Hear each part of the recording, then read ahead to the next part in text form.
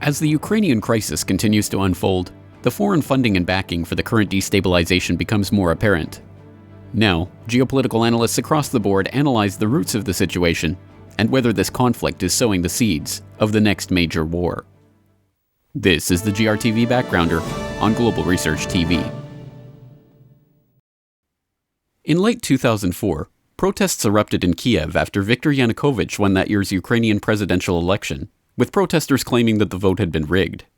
The protests forced a revote, in which Yanukovych's rival, Viktor Yushchenko, was elected president. This movement, dubbed the Orange Revolution for the orange ribbons and clothing sported by its members, was one of a series of so-called color revolutions which swept the former Soviet republics in the last decade. As The Guardian noted at the time of the protests, the campaign is an American creation, a sophisticated and brilliantly conceived exercise in Western branding and mass marketing that, in 4 countries in 4 years, has been used to try to salvage rigged elections and topple unsavory regimes. The Democratic Party's National Democratic Institute, the Republican Party's International Republican Institute, the U.S. State Department, and USAID are the main agencies involved in these grassroots campaigns. So it is not without reason that seasoned political observers looked for outside connections to the recent protests in Ukraine that has, in an almost exact repeat of the 2004 protests, sought to overthrow the elected government of Viktor Yanukovych in order to install Viktor Yushchenko's political allies. These connections have not been difficult to find. We're talking about Victoria Nuland, the top U.S. diplomat for Europe, Assistant Secretary. This is about a phone call she was having with the U.S. Ambassador to Ukraine, Jeff Pyatt. And I got to say, for a diplomatic reporter like me, it was a fascinating conversation. He's now gotten both Sari and Ban Ki-moon to agree that Sari could come in Monday or Tuesday. Okay. So that would be great, I think, to help glue this thing and have the UN help glue it. And, the EU. Audio of Assistant Secretary of State Victoria Nuland apparently dictating who the U.S. wanted in and out of the supposedly grassroots-supported interim government only came as a surprise to those who did not believe Washington or its allies in the Washington Consensus were actively involved with the ongoing protests in the country. As did the revelation of her admission last December that the U.S. had already pumped $5 billion into the funding of the Ukrainian opposition. Since Ukraine's independence in 1991, the United States has supported Ukrainians as they build democratic skills and institutions, as they promote civic participation and good governance, all of which are preconditions for Ukraine to achieve its European aspirations. We've invested over $5 billion to assist Ukraine in these and other goals that will ensure a secure and prosperous and democratic Ukraine. As did the appearance of confirmed terrorist supporter John McCain at a rally with the leader of the Ukrainian neo-Nazi Svoboda party leader. As did the appointment of a central banker as the interim prime minister and his immediate announcement that the country was in talks with the US, EU, and IMF for emergency loans.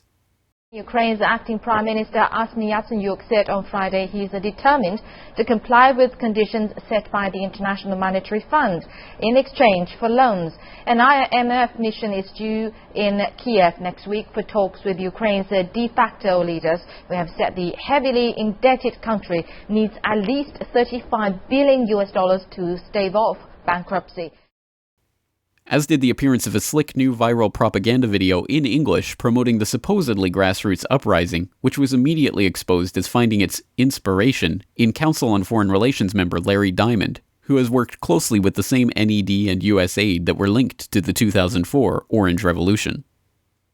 And now I ask you to build this freedom in our country. You can help us only by telling this story to your friends, only by sharing this video. Please share it. Speak to your friends, speak to your family, speak to your government, and show that you support us. In the latest startling revelation, Pando.com has published documents implicating the Omidyar network in the funding of the current Ukrainian protest movement. The Omidyar network is the NGO of billionaire eBay co-founder Pierre Omidyar, who recently set up First Look Media as an outlet for, among others, Glenn Greenwald, Jeremy Scahill, and Laura Poitras to selectively publish some of the Snowden document archive, 99% of which continues to be withheld from the public. As geopolitical analysts from across the board explain, the Ukrainian coup has been deliberately provoked by outside agents to promote a combination of US, EU, NATO, and IMF interests. we have the publication on YouTube of the extraordinary open telephone discussion between Assistant Secretary of State Victoria Nuland and the ambassador in Kiev, her ambassador Payet. And this was a phone call made while she was in Kiev in early February, where she literally talked person by person who the U.S., who Washington, who Victoria Nuland, and her faction anyway, were going to place in the government. And they said, for example, Klitschko, I want on the outside, and the Svoboda, this neo-Nazi right-wing party that got a huge amount of votes in the last election, I want them on the outside, and let's have Yulia Tymoshenko's man on the inside as prime minister, and so forth, because he has more international credibility. And then she, in the video, this famous statement of hers with eloquent English, she said, "Fuck the EU. They want Klitschko in there," and and so forth. So it became very clear this was a direct U.S. State Department coup d'état, instrumentalizing to the person who they were going to bring in to oust a democratically elected in an election, which Western election monitors claimed was relatively fraud-free. So Yanukovych, because people were fed up with the previous government of Yushchenko, this was the pro-NATO government, they voted Yanukovych because they felt maybe they would get a little bit better situation under him. So this was an elected government. The U.S. comes in and says, we don't like what you do, so we're going to change you by essentially our color revolution part 2. So that we're dealing with a situation whereby foreign countries are now, well, we know that this is regime change, we know it, but for an intergovernmental organization such as the World Bank or the IMF to take a stance on regime change is ultimately, it's another set of concepts, but it's not something which doesn't have precedent. And the IMF says, we like this particular president, we don't like that particular president. And they will also put barriers, for instance, on any type of social legislation which might emerge, such as increasing the minimum wage, such as spending more on hospitals and schools. And I mean, I've seen this in numerous countries. So that what is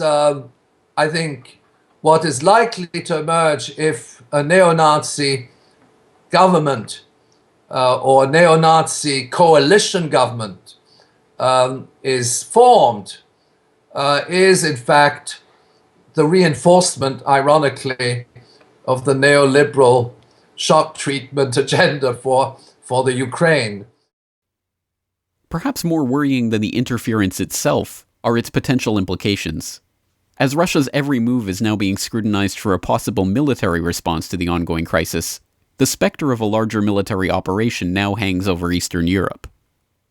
Part of the decade-long encirclement of Russia by NATO and deliberate provocations on Russia's doorstep, this process of brinksmanship now threatens to plunge the region into a war the consequences of which cannot be foreseen, let alone contained. We are talking about, as you said, an unfolding situation, and what I'm discussing is the risk.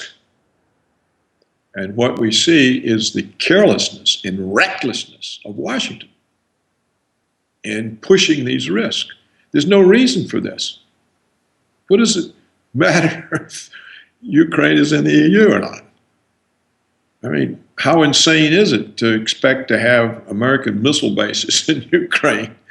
So this is what we, regardless of the outcome, even if we get the best possible outcome, we still have the situation where Washington has created extremely reckless events that are full of risk for the entire world. The entire world.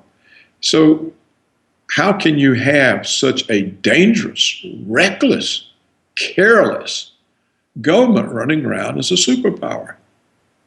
I mean, the United States is a threat to life on Earth. That's what we are facing here. Now, these risks may never develop. Putin may calm them down, keep everything on a diplomatic level. That's entirely possible. He's inclined that way. He has these skills. They will resort to force only as a last resort, when they are strategically threatened. But the United States is the one who brings these extreme, reckless risks to the world. And when is the world going to recognize that and disassociate and stop enabling this extreme recklessness that emanates from Washington? It is a danger to all life on Earth, and it's enabled by the EU, NATO. What did you need NATO for? NATO was there to stop the Red Army from overrunning Europe. The Red Army disappeared 23 years ago. Well, why is NATO being expanded all over the world? They're even talking to Japan about it. So this kind of recklessness is what is the danger. It's a far greater danger than the right-wing elements in Western Ukraine. And that's what the world has got to realize and come to grips with. And the Americans themselves have got to realize that this is an act of insanity to take a direct strategic threat to a major military power. This is insane.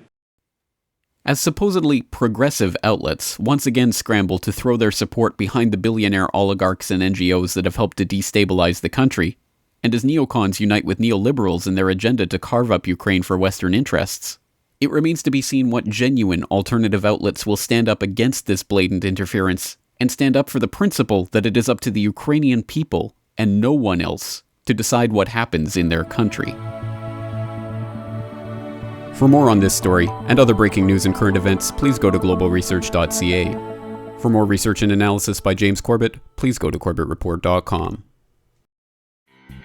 The Center for Research on Globalization depends on your support. To purchase a book or DVD, or to make a donation, please visit globalresearch.ca today.